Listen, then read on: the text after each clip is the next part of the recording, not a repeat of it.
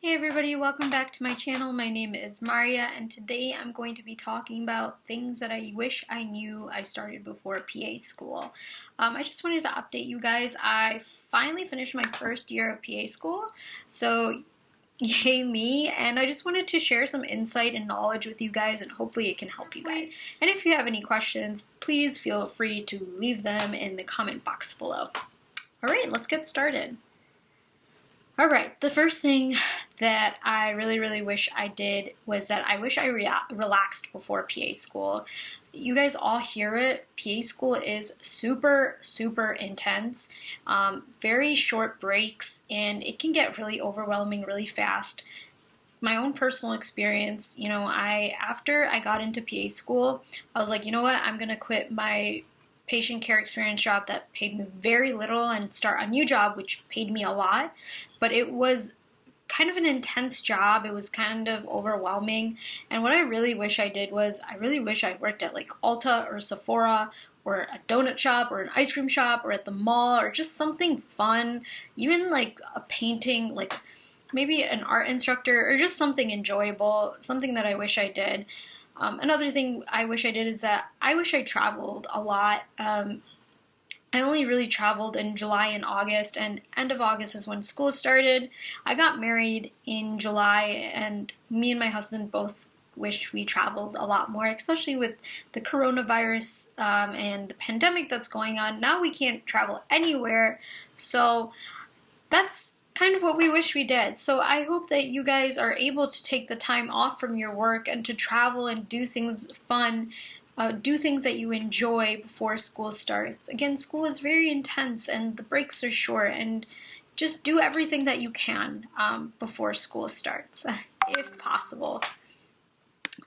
The second thing that I want to mention is health and mental health. That's really important. And what I mean by that is getting all your medical procedures, your doctor's appointments, your health checkups, and you do have to do, for our school we had to get through a physical, but if you have a chronic illness or a chronic disease or an elective operation that you need to get done, please do that before PA school, because all of that stuff finally finds a way to come out during really stressful times. For example, my wisdom teeth has been erupting for the past couple years. It was hurting on and off, but nothing horrible, nothing that I couldn't deal with. And then when PA school came along, and during my cardiology module, I just had such intense pain where I couldn't even sleep at night. I was literally crying at night. And it was on a weekend, or it was like a Friday or a Saturday, and it really took up, like, you can't study when you're in pain. You really cannot in itself. So please, if possible, get all elective procedures, get your medical appointments, get your health in check before PA school, because you do not want your health to ruin your studying. It is the worst thing ever. The third thing is a support system. Now, I was very naive, and I think a lot of people go into this thinking, well, it's 2 years. Do I really need anybody? I'm just there to study. I'm going to do this as work. It's going to be a work thing. I'm not going to talk to them. I'm just going to do my work and go home. I think it's easy to feel like a support system isn't necessary, but this program is very intense. You're going to start to feel incompetent. You're going to start to feel really insecure. It's an emotional roller coaster, and I think having a support system is so necessary, not just like to vent, but like having someone there to help you. A support system is going to help you. They're going to help you get through this program. I was very fortunate that I had 3 support systems. So my first support system was my husband, who I loved to death, who traveled with me from our location to PA school. He lives with me in PA school. He would help me cook. He would help me. I'm not saying you need a husband for this, but if you have roommates, they can help you. Help me cook, help me clean. Like, he would, when I would have a stressful day, I would have hugs. Like, you know, that emotional support was so necessary for me, just to feel validated that I could get through the program. My second was my classmates. My classmates, a huge shout out. Please be friends with your classmates. Please make an effort. Be good to them, because my classmates have helped me tremendously during in-class lecture and during the pandemic. Just checking in on me is so important.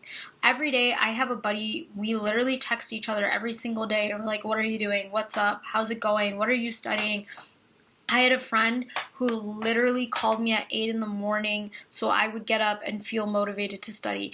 I didn't end up getting up, but like the fact that they called me anyways was such a big deal.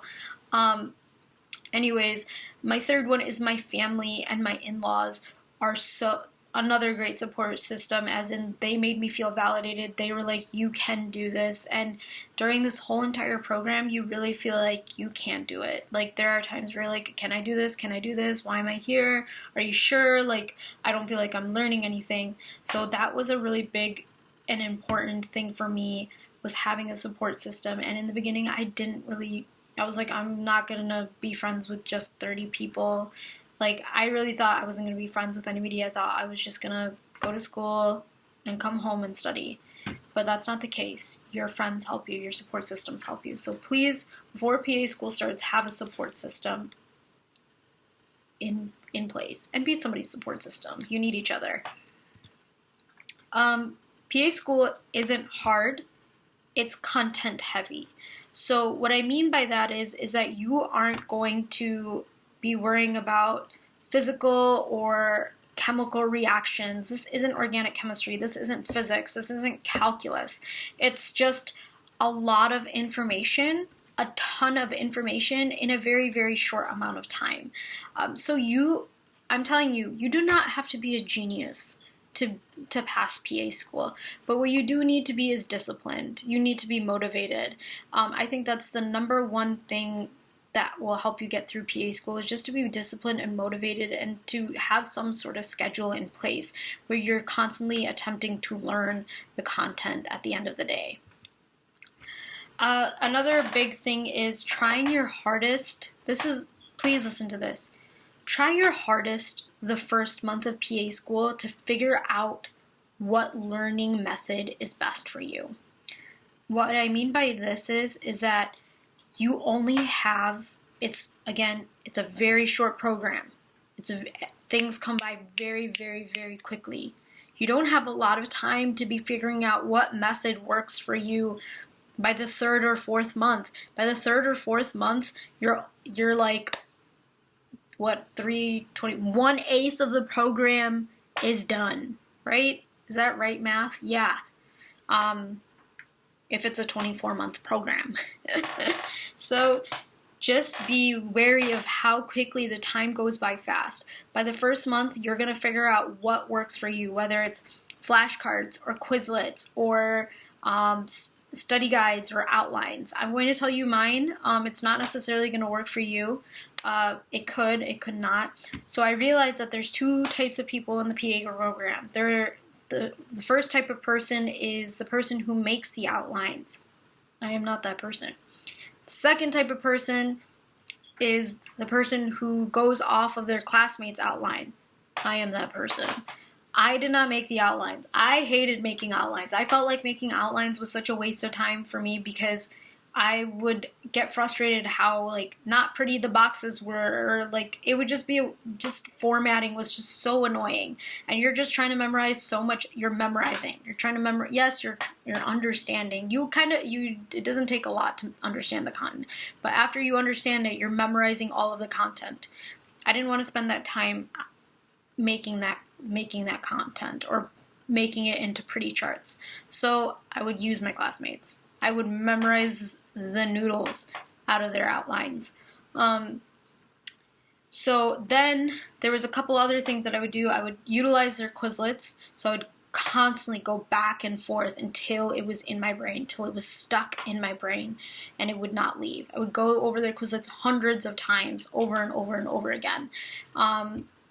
Another thing was I'm going to be talking about different resources that you can also use to apply the knowledge that you've learned as well. So stay tuned for that. So again, try your hardest to figure out what works for you the first month because you don't have time.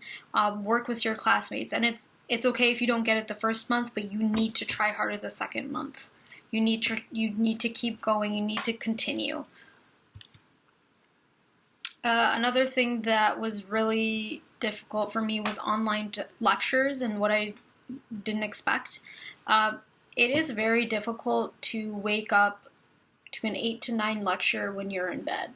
Like, it is so hard to listen to a 4 to 8 hour lecture in bed. So and it's very difficult to separate home and work. So what I recommend for all of you is to have if possible, I know not everybody has this, and this is definitely a disadvantage for people. Please, if possible, have a designated space just for work, and that's not your bedroom. My bedroom is not for me. I get tired in my bedroom. I am exhausted. My bed is right there. I can go to sleep in my bed. My designated work spot is my dining room. It's like a different dining room. We have like a kitchen, and then there's a different dining place. So I study only exclusively in that dining room. And sometimes, I'll like kind of review stuff in other places when I get bored of that area.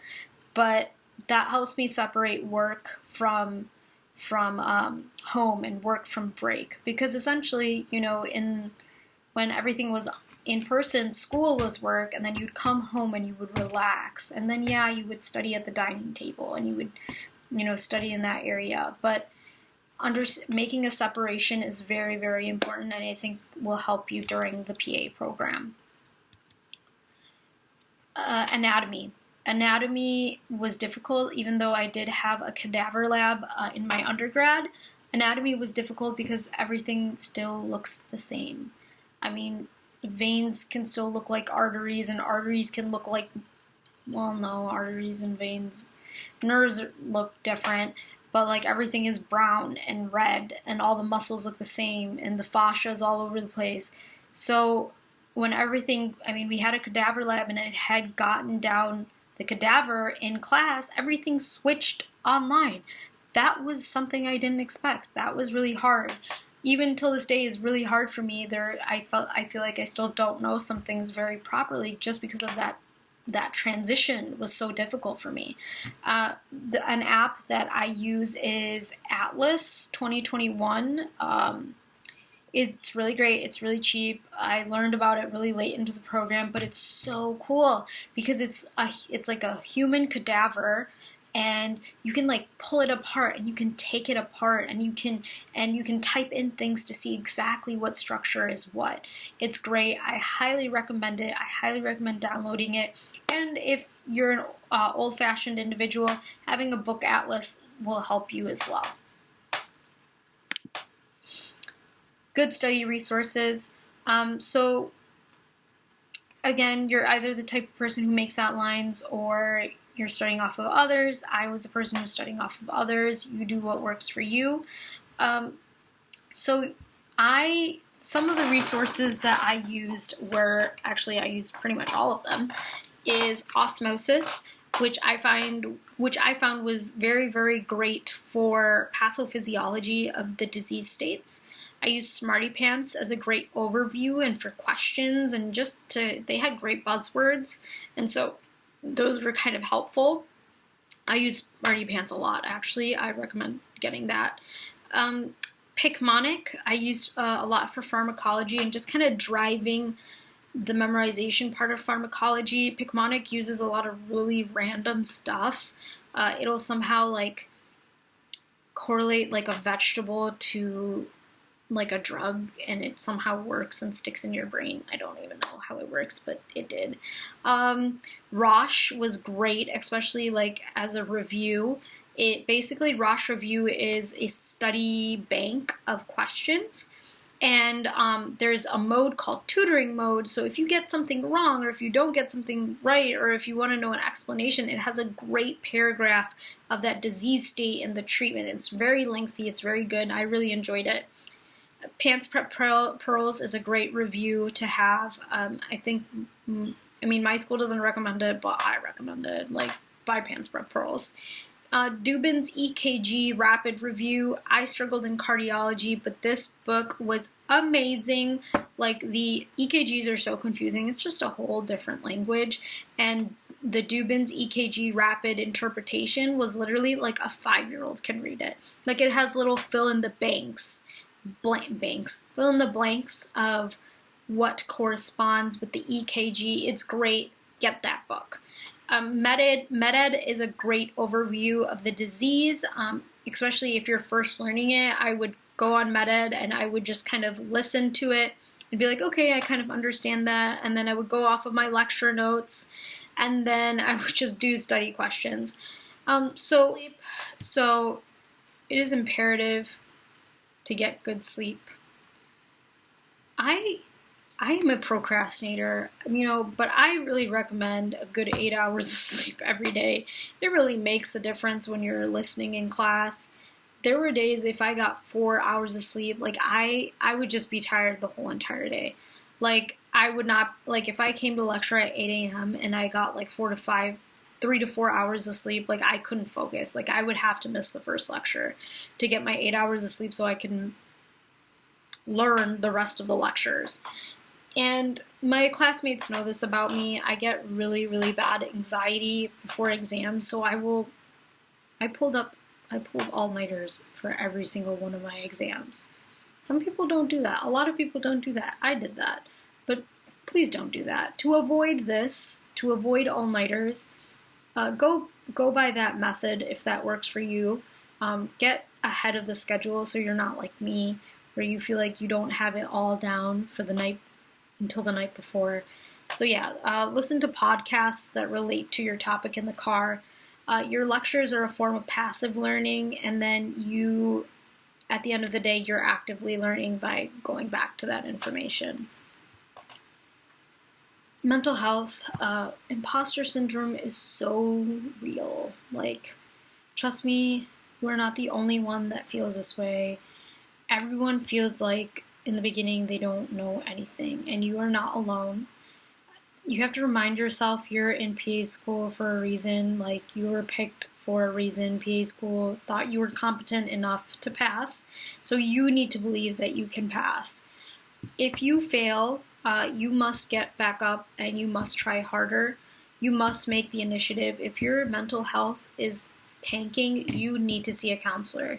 You need to see someone immediately. You need to talk to somebody immediately. You need to tell your professors ASAP. Because if you start tanking towards the end of the exam and this happens, like, it is very difficult for them to help you, because they're going to be like, you need to tell me so we can adjust things for you. Go to disability student services if something has happened. Go to your doctor, go to a physician, go to a counselor.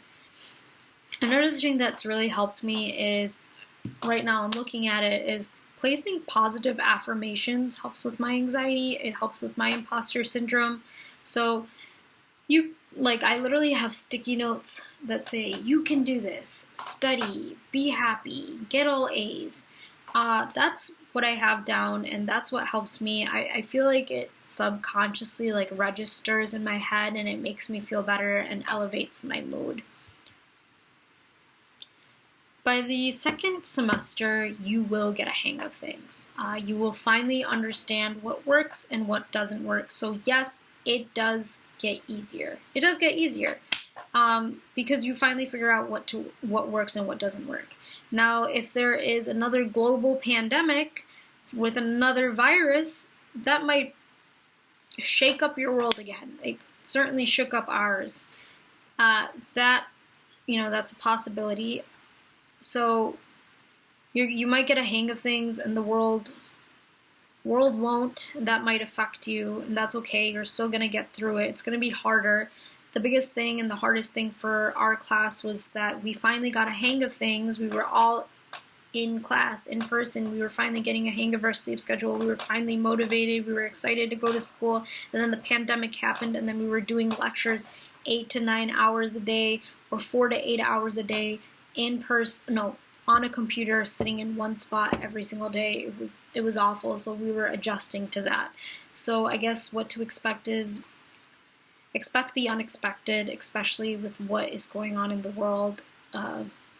For parents especially, you know, the unfortunate reality is that you have to have some sort of backup plan, especially if schools go in session and then they go out of session. Be prepared for something like that. I myself am not a parent, but there are many parents in my class that are doing very, very well.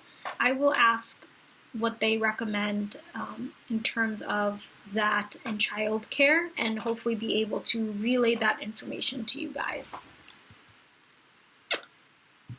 My last slide says, you got this. This is for me, and this is for you. You got this. I hope some of these tips help. I hope this PowerPoint helped. And that's all I have for today. Thank you so much for listening and staying tuned.